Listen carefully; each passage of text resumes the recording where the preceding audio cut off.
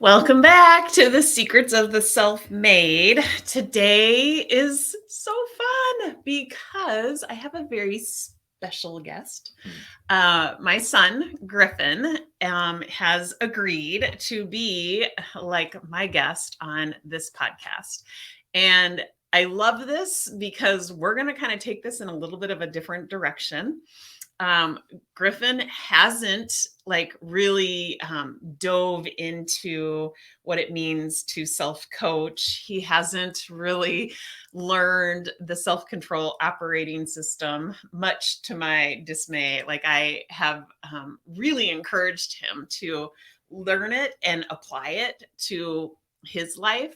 And I think he's a good example of, when somebody's ready, they'll do it. And he really actually hasn't had a need for it. So I think that is something that really should kind of have a light, spotted on it, that just because this operating system is out there and available to everyone doesn't mean that it's for everyone. Until you actually have a problem that you're really, struggling to solve, or a goal that you really don't feel in control of achieving, then this probably isn't a tool that you want to invest time and energy in. No doubt the time will come. And Griffin is lucky enough to have a mom who knows how to teach this. But I want to just kind of shine a light on how well he has done utilizing his own methods, right? So he is definitely what it means to be self-made, and he's becoming more of a person that cares deeply about, contribution and what it means to operate from his own values. And I couldn't be any more proud of him. And I just want to share with all of you what it looks like to be 23. Jeez, about to be 24. Almost 24. That's what hung me up. Years old, graduated from college, and now, is in the big boy world of sales. And so, welcome. Thanks. Thanks for being here. He's got his Wookiee of the Year shirt on. We are going to a baseball game tonight that is hosted by my husband's company, and they always do these super cute shirts every year. And so Wookiee of the Year, for those of you who are watching this on video, you can see it. It's adorable, and they're super soft. I'm super excited Yeah.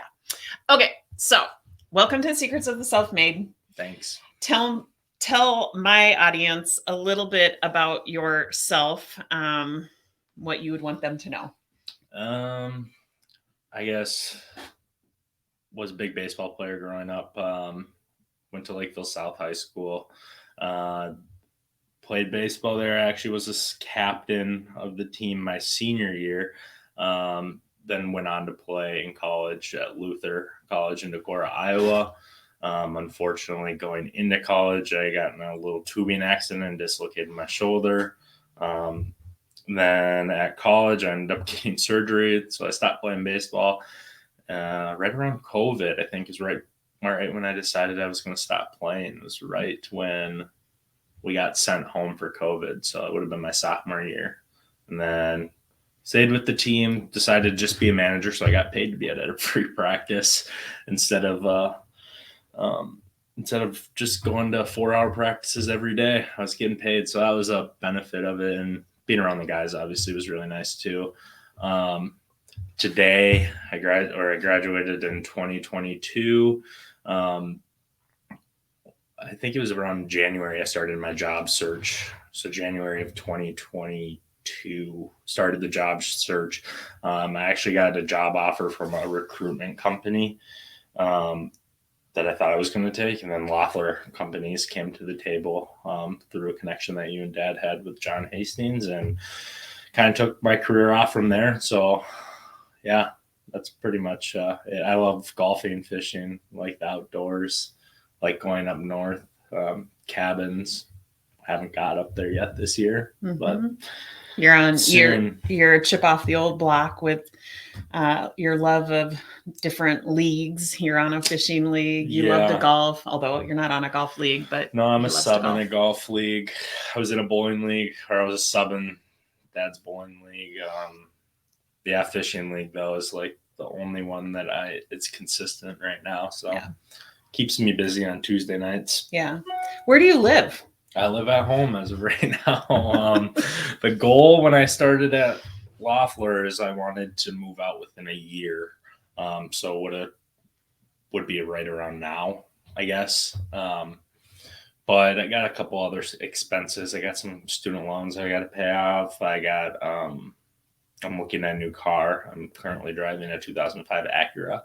And so that thing's about ready to give out on me. It's got around 250 or 75,000 miles on it. So looking for a new car. So that's going to put a dent in my finance, into my financial life. And so staying at home isn't the worst thing in the world right now. No. Once I start getting a little annoyed with the 2 wiener dogs at home, that's probably when I'll end up moving out. So we'll see. Yeah. So it's actually been a lot of fun. And now we've just recently moved our daughter home, who graduated just a few weeks ago from college. So this is not only our living space, it's our co-working space. So we've had to be really strategic about where everybody lands and works from. But so far, so good. And I think a lot of, the results that we're experiencing, the good results that we're experiencing, 100% starts at the level of our mind. Like, what is the expectation that we have? And really, at least for me, speaking for myself, I have to go back to what are my expectations, and are those serving me, right? Like if I have the expectation that the house is always organized, or that everybody's contributing with the chores, or that, that there's no noise or disruption, that's probably an expectation that's not going to work for me, or a belief that's not going to work for me. And ultimately, it's really going to sabotage my experience. And so because I know that, I literally work on that on a daily basis, really asking myself, like, how am I feeling about us all living and working from one place? And why? And that has really made for, so far, a very harmonious experience, and one that I would say, I think all of us are enjoying. So Griffin, tell me a little bit about your experience in the workforce. Like, where are the struggles that, what are the struggles that you're seeing, that you're experiencing? Well, sales is up and down all the time. So you could always just say being in sales is a struggle, just because you're never going to have a consistent workflow right out the gate. And so it's tough building that pipeline right now for myself to set myself up down the road to be financially free. So that's the end goal, is what I'm looking to do. Do you look at that as like a one and done? Like, I need to create this pipeline so that I am financially free for, the rest of my life? Or do you look at this as like an ongoing, this is like a best practice, and I need to kind of learn how to like wrap my arms around this and make it more of a consistent day in, day out thought and feeling? Yeah. I have a weekly strategy that I try to stick to in sales. Mm-hmm. My manager, who's awesome, he has been holding my hand for the first year, which has been more than beneficial. He has taught me a lot of things. And one of the big things that I've been trying to stick to is a weekly strategy that gives me some structure in my day. Because obviously sales, I'm honest, I have a salary, so if I don't sell anything, I'm not going to be on the side of the street. But obviously I want to make as much money as possible right now. And that comes with selling things and keeping a weekly strategy. Like, I I'm technically working today, but I set my weekly strategy up where Fridays and Mondays, like I have a lot more flexibility to do what I want. I can work from home. Wear Wookiee of the Year t-shirts. Exactly. Wear a hat. Sometimes I'm in comfy sweatshirts. It gets cold in our basement, so I'm always bundled up down there. I got a blanket on me most of the time. But I set my schedule up like that, like for a reason, obviously. So yeah. Does it feel like something you have to do, or does it feel like something you want to do? Having that weekly strategy session. I feel like it's something I have to do. If I don't have that weekly strategy put in place, I would struggle, I think. So it's working for you? Yeah, it's working for me. Okay, so if you didn't do that, mm-hmm. what do you think the results would be? Well, I've only been doing it now for the past probably month and a half. I've always had one in place, but I wasn't sticking to it, and I started seeing no progress in my days. And so having this structure really, really puts my head down and lets me grind and do what I need to do. And then it also gives me the flexibility that I want on those other days. Yeah. So you actually have seen the benefits of doing it. And so 100%. You are like leaning into it. It's like something that, you want to do because you actually like the benefits that are coming out of it. Yeah. Right. Yep. And so it's just a matter of kind of reframing that. Instead of thinking about it as something you have to do, sometimes that can be a little punitive. It doesn't feel as comfortable as I want to do this because I love the experience that I get from it. Yeah. I mean, that's sales. You get paid the amount of work you put in. So keeping it structured like that definitely benefits me. And so, yeah, I mean, you're exactly right on that front. What I will say is that when I notice that I'm not sticking to that weekly strategy, I'll go through lows in the selling cycle where it's like, oh shoot, I haven't sold anything for a couple of weeks now. Mm-hmm. And so then I'm just getting my salary and no commission checks are coming in, and then it kind of kick my own ass and get back into gear and get back onto that track. And I think I've been doing it now straight for I would say over a month. Okay. Where I've been sticking to it, and I definitely see the benefits so far. Anyway. Yeah. That's awesome. How do you think about your clients? I coach a lot of people on a professional level, and helping them think about their clients in a way that is very like loving and serving can be of great value, and it really does pay off dividends. And it's interesting, the clients that I have that, come into a session feeling like they need to control what the clients do, or they feel out of control, they get an entirely different result. And it's great because we quickly come to the conclusion of what needs to change. We need to change the way that they're thinking about the clients. And I know you've been really successful so far in the role at Loffler. And I feel like Loffler does such a great, great job of, supporting you and encouraging you. I think that it's probably part of their intentional strategy of like creating this younger workforce, boosting their confidence and really kind of affirming everything that they've done. But I don't think that that's just hype. I do think that you are doing a great job. And I think you can contribute those results to the way that you think about your clients. Because we hear you come home every night or come upstairs every night and you talk about, your desire to really serve, to really help people. And you're thinking bigger. Like you're not just thinking about this one sale, you're thinking bigger about how comprehensively you can help them. Is there anything else that you are, you find yourself always thinking about a client? Obviously you're going to see a lot of different people. I do have clients that I really love, and I have clients that can be a pain in my butt sometimes. And that's just sales. Right. And so, I don't have just one, like, I don't know how to word it. I just don't have one client. Like, one typical yeah, kind of client. one typical kind of client. It keeps me on my toes. They're all different, and then I think that's some of the stuff that I enjoy. I will say my biggest downfall is trying to please every single one of my clients. And one thing that I'm starting to pick up on is like know when to walk away, know when it's okay to, hey, I'm not going to drop this price because I think this is what I am worth for their time or the time that I'm putting into this deal, right? And so it obviously, coming out of college, I just want to sell. And now being almost a year in, I am really starting to open my eyes like, okay, do I really want to sell this client and lock them into a contract? And then I am pretty much bound to this customer for 3+ years now.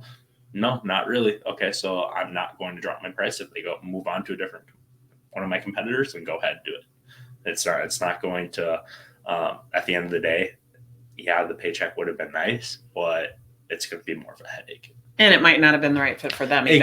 Exactly. And so you see that a lot in sales. So a lot of the time it's knowing when to walk away and making sure that you know your worth and what you bring to the table is one of the biggest things in sales. You did the saboteur assessment, right? That I offer to my clients, where it really kind of shines a light on what narrative you tend to operate from that actually sabotages you without any sort of awareness. If you're operating from this narrative, it can sabotage you. And I think yours came up with, it was hyperachiever, and was it people pleaser? Yep. Those would definitely be the 1 and 2. Yeah. And so it's really good to know that about yourself, right? It's a tough thing to get over in sales. That's for sure. Because I can't even tell you the amount of times, like, this goes back to my weekly strategy. I have emails that come in constantly of clients that need something or want to see pricing on something. And with my weekly strategy, I go back and I almost have it like every couple hours. Okay, for this 2-hour spin, you're prospecting. That's all you're doing. If you have a client that sends you an email, unless it's dire need, I'm pushing it off for a couple hours. When I first started, I would respond like that. And then open that can of worms. And then it was just, then I was getting frustrated when other people at the company internally, when I would reach out to them for support, they weren't getting back to me as fast as I was getting back to my client. And so then I felt bad leaving my client out out to dry, which at the end of the day wasn't what I was doing, but it's what I felt and what I thought. And it was just changing that mindset around of really what I needed to get done for that day, and staying true to that weekly strategy. And sure. Instead of worrying about, are they going to like me? Right. Like, exactly. Yeah. You have to first recognize your own value, and you're doing the best that you can with what you have to work with. And if you have that conviction, if you have that belief, then you don't waffle on the, oh my God, am I doing something wrong? Or, oh my God, are they going to leave? Or are they going to not like me? And then, the people pleaser coupled with the hyperachiever saboteur often connects your achievements to your worth, so that always has you thinking that everything you do has to be perfect, that you have to keep striving for the higher, the next rung on that ladder. When in reality, we're all worthy, it's like there's it. And I will say that the saboteur narratives that are most prominent in your life, they're birthed from your greatest strengths. So one of Griffin's greatest strengths is that he is very driven. He's very goal oriented. The fact that the people pleaser shows up, he's an empath. He feels very deeply. He can connect well with other people. But if he's not careful, his primitive brain will abuse and overuse those strengths, and will sabotage him if he isn't really aware of what's actually going on, so that he can intercept it before the unwanted results unfold. So I love the fact that he has that heightened sense of awareness and can kind of adjust and just really be on the lookout for that. No doubt that will serve him well. So will self-coaching. So when he's ready for some training on self-coaching, it will probably 10x his prospecting results. But I'll just let him, be ready on his own time for that. So anything else that you want to share? Any advice? Like, what does it mean to you to be self-made? Well, I'll go back and say some advice first. Okay. Oh geez, I had a point here that I was going to touch on and I totally just spaced out. Any advice for younger people who are like just, coming out of college, or maybe even have been in the workforce, for a short amount of time? Use your connections. That's a big one. We just hired on a couple interns at Loffler that are making some cold calls for me and the other members of the team that I'm a part of. And both of the interns were talking about how tough it was and how many people that they were going up again at every single internship that they applied for. Mhm. And they were saying that some of those they didn't have connections at, but Loffler they did. And so that's pretty much why they felt like they got the job. Mhm. They're not bad at their job whatsoever. I mean, a little early to tell. They're 4 days in or whatever. But hold on one sec. We got my dad's mowing the lawn right now. Yeah, that's okay. It should. Okay, perfect. Yeah, but I would say use your connections. Everybody has a network, no matter, it may not be super big or super small. You know people, and people know people that will lead to a job down the road. I mean, like, I personally didn't know John Hastings that well before, but I knew the family and I knew his sister really well, and you guys knew John Hastings really well, and so I used that connection and got a job at Loffler for a position that they weren't even hiring for at the time too. It's like, use your connections, reach out. There's a lot of companies out there that are always looking to hire. You just got to find them. I will say, so yes, definitely nurturing relationships and recognizing that, these are great resources for you, these connections, these relationships. And people want to help people. Like, that's something that I think we all forget. People want to help people. And the other thing that I want to mention is that, yes, Dad and I had the connection with John, but you still went through an interview process that ultimately got you the job, right? You brought forward the skills, and it wasn't just the fact that you had that, it wasn't a wide open door. You had to earn your place. Yeah, they didn't even know if they were going to hire when I started, or when I went through the interview process. I mean, I'm coming out of college, and a lot of these companies are still shook by COVID. They're still getting out of COVID. So they haven't hired in a long time. So I was the first new hire on the sales team since before COVID. And so it was just something that I don't feel like I was given this job whatsoever. I feel like I earned it through my interview process. I mean, like, I didn't even meet John until a couple of weeks after I started at the company. Like, I didn't know interview process with him, but just having a reference where a point of contact. Yeah, exactly. Is just huge in today's workforce. So. Yeah. And it goes both ways, right? Like, so now you're being tapped by some of these incoming interns and asked for help. And of course, again, we want to help those around us. And so it just becomes, this beautiful, like, give and take cycle. And, remembering that it is so worth the time to invest into relationships. Anything else that you want to, any advice or? Another piece of advice, if you're going into sales, try your best to be a relationship seller is what I would say. Is anybody in the sales force kind of get a bad rap. You get the sleazy car salesman is what you're pinned as. And so interacting with people face to face, over Teams, even a phone call, like, as long as you are straight up with them saying, hey, we might not be the right fit with one another. I would love to meet you.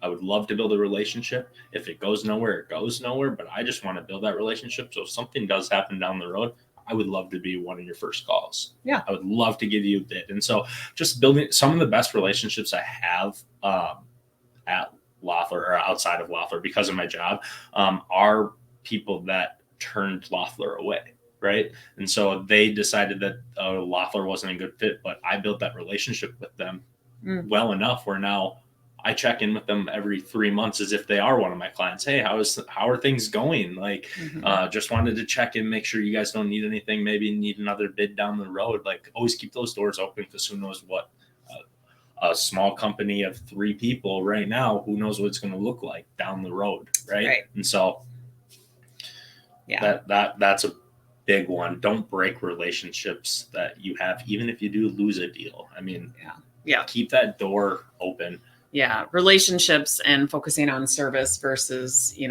the transaction is a great piece of advice. So awesome. Well, thank you. It has been super fun. Yeah. I look forward to the day that we can work further together on mindset, and I can teach you how to really execute on the self-control operating system, because I definitely think that you can put it into play and 10x your prospecting goals. God, if I 10x it, I might be a millionaire soon. That would be great. And then you can move out and all right. Well, thank you so much for listening to the Secrets of the Self-Made. We will be back next week with another secret and another self-made person. Take care.